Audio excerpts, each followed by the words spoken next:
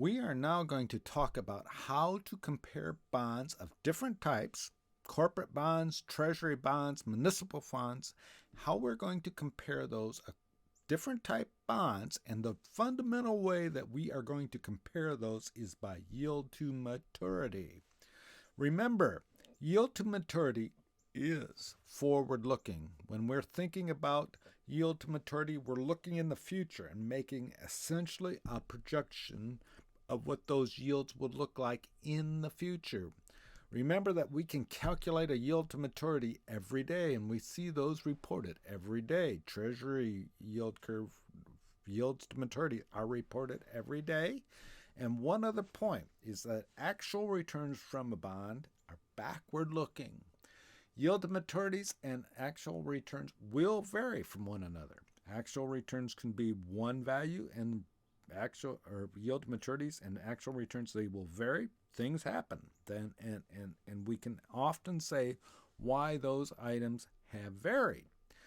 If we look at bonds, what will cause them to have different yields? And there's four fundamental factors: duration, credit quality, tax exemption, and whether it has it or not, and whether or not it has inflation protection. If we have all those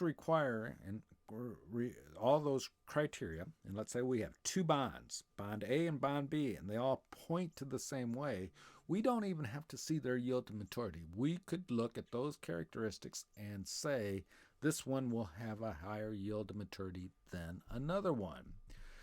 Duration, first factor.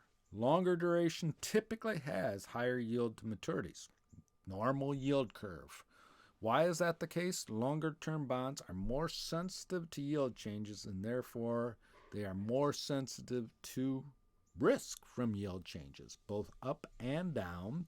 We can have higher duration bonds will gain more in decreasing interest rate environments and vice versa.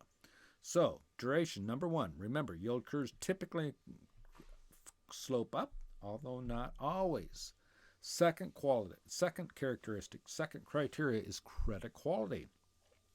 Lower the credit quality, the higher the yield. Higher risk needs higher return. Remember, lower credit quality fundamentally means that default risks are higher for that bond. Third point, tax exemption, and this fundamentally relates to municipal bonds. In the United States, the only bond that has tax exemption is municipal bonds, and they can have tax exemption at both a federal and state level.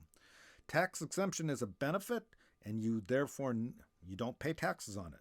Therefore, after tax yields, you need a lower yield on a tax-exempt bond, and therefore the market will set lower yields for tax-exempt bonds.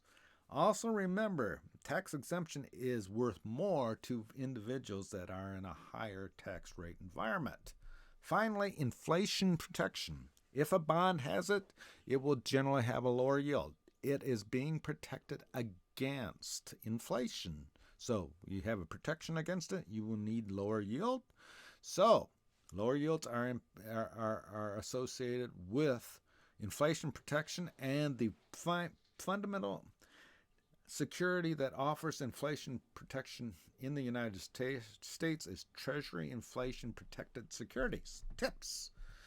So if you're looking at those criteria, three of those, duration, credit quality, inflation protection, deal with taking out risk or changing the level of risk, and that will fundamentally impact the yield.